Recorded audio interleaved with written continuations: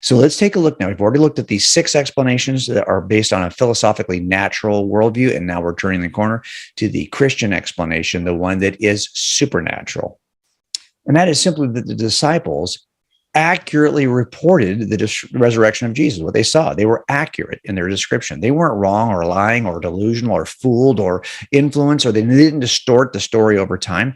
They simply saw something and they accurately reported what they saw. Now, remember, I started off by telling you that every explanation you have for any crime or any explanation you have for any set of facts is going to have strengths and going to have weaknesses. Every one of the explanations I've offered so far, the first 6 that I've ruled out, they did have some strengths. It's just the problem is they have some deal-killing weaknesses.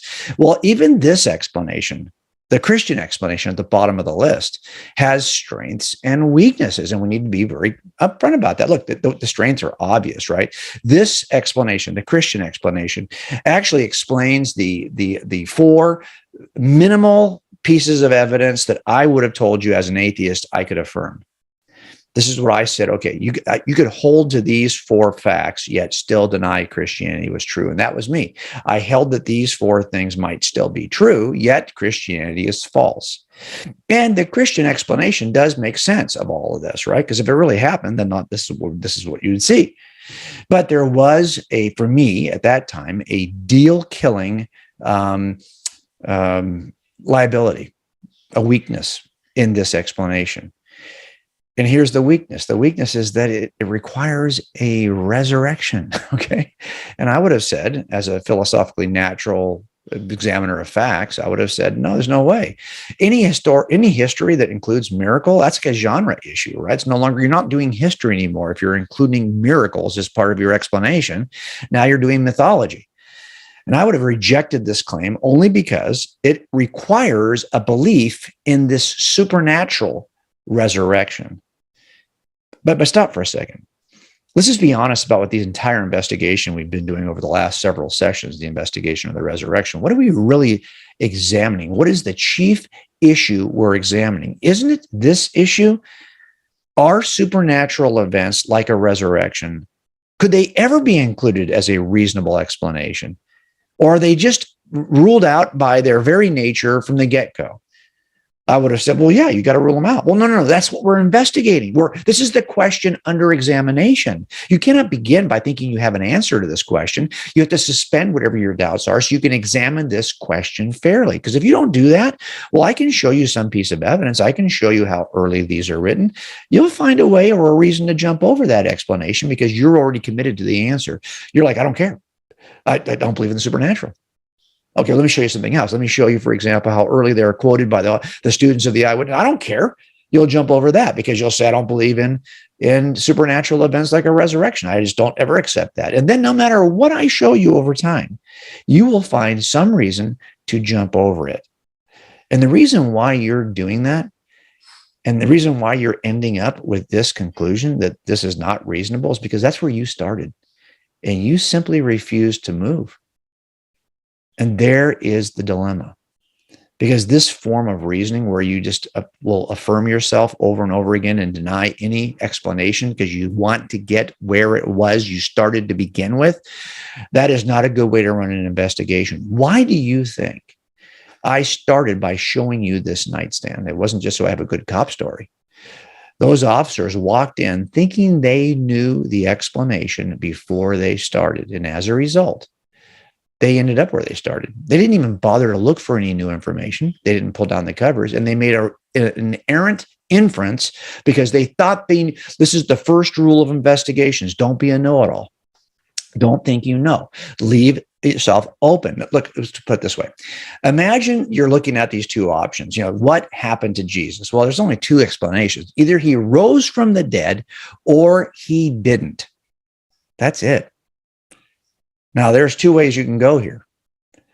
I would have said, well, look, the only way I can get to the left is if I'm willing to accept and examine and at least investigate all explanations, including the supernatural ones, right? Because this would clearly be a supernatural event if he rose from the dead. So I'd have to examine, no. I would have said, can't do that because I don't believe in the supernatural. That's a roadblock for me. There's no way I could ever get to that inference because I would have rejected anything supernatural by way of explanation. Now, the other way, I could, if I'm only going to look at natural explanations for these claims related to the resurrection, well, I tried all that. I mean, the problem is every one of those explanations is itself a roadblock because it doesn't work. And I wouldn't have cared. I would have said, I'll just jump over those one at a time, or I'll move around them, or I'll dig underneath them, because I was committed to getting to that conclusion that Jesus did not rise from the dead. Now, just take a look at this illustration for a second. Okay, which of these two sides is less encumbered? I mean, it's clearly the left. And by the way, that roadblock that's on the left path, I put that there.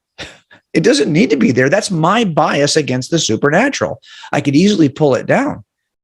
Now, I would have said, nope, I'm not going to pull that down because I don't believe in anything supernatural. Well, that's a bias.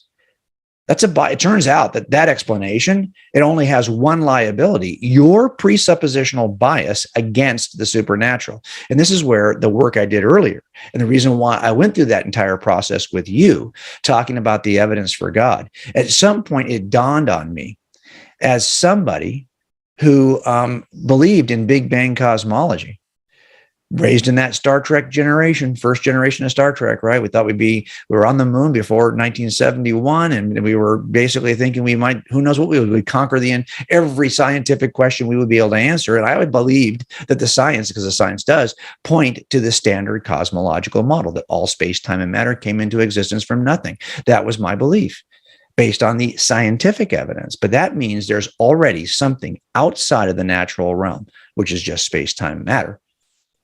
Because whatever it is that causes all space, time, and matter to come into existence cannot be spatial, temporal, or material.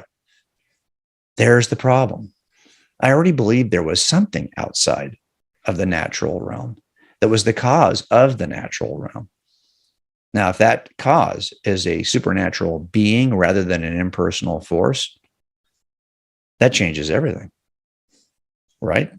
I mean, if there is a being who if that's that powerful, then the biggest miracle in the history of miracles is not in the New Testament at all. It's in Genesis 1, everything from nothing. If there's a being that can do everything from nothing, then walking on water, that's small potato stuff. And I realized if I'm already there, if I already believe that there is something this powerful, then I need to be fair and drop my bias against supernatural explanations, at least long enough to look at which explanation has the least liabilities. If that's the only liability, it seems to me that the clear path to a decision was standing right in front of me the entire time. And all along, the only thing that ever stood between me and the reasonable inference of the resurrection was me. And that's why, in the end, of all the 7 ways you might explain the resurrection using abductive reasoning, which is what we do in every death scene to determine if a death scene is a crime scene, I came to the conclusion that I had been really holding this bias against the supernatural for undue cause, given that I already accepted the standard cosmological model. And that's what opened the door for me to see it for what it really was, the most reasonable explanation given the evidence.